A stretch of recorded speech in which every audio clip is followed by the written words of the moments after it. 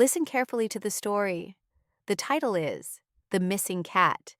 Ben's neighbor, Mrs. Green, had a fluffy gray cat named Misty. Every morning, Misty sat by the window or played in the garden. But one afternoon, Ben noticed something strange. Misty was nowhere to be seen. Mrs. Green looked worried. "Misty never misses her dinner," she said. Ben decided to help. He searched under the porch, behind the fence, and even near the garage. Still no Misty. Just then, Ben heard a faint meow. He followed the sound to a basket of laundry left outside. To his surprise, Misty was curled up inside, fast asleep. Mrs. Green laughed with relief. "Oh, Misty, you silly cat," she said, hugging her pet. From that day, Ben always checked the laundry basket first whenever Misty went missing. That was the story, The Missing Cat. Now get ready to answer the questions on your worksheet.